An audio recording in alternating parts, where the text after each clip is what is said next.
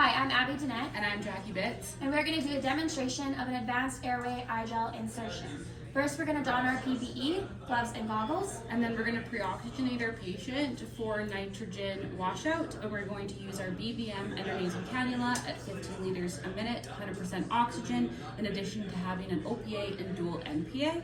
Prior to our iGel insertion, we're also going to assess our patient for RODS. So we're looking for restricted airway, obesity, or obstructed airways.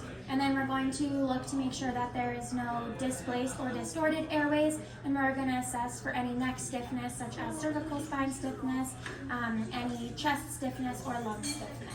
Once we've assessed for RODS, we're going to go ahead and assess our iGel. So we want to assess to make sure we have the proper size iGel.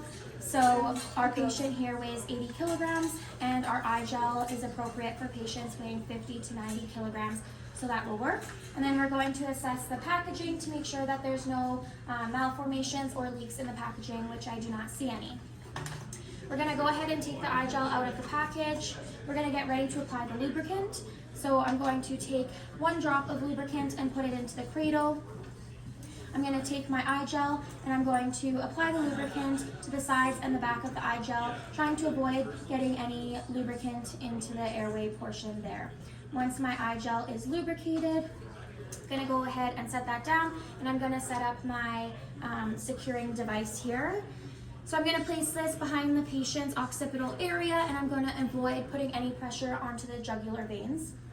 Next, I'm going to let Jackie know how we're going to execute this iGel insertion.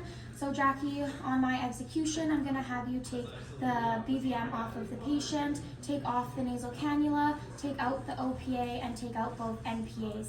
I'm then going to insert the iGel.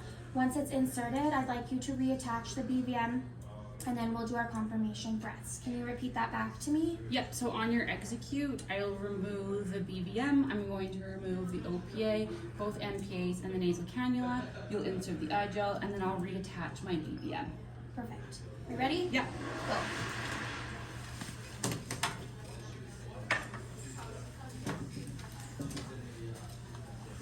I'm going to put the patient's head in a sniffing position.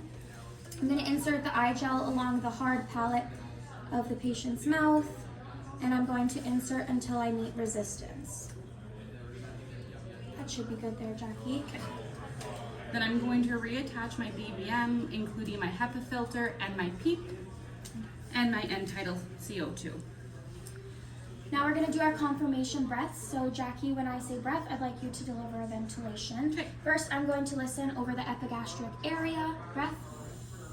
Then I'm going to listen at the left apices, the right apices, left bases, and right bases. So once we've confirmed proper placement of the iGel, we're going to continue to monitor the patient's end-tidal CO2 waveform, and we're also going to be delivering 1 breath over the next 6 seconds. I'm going to secure the iGel with this securing strap.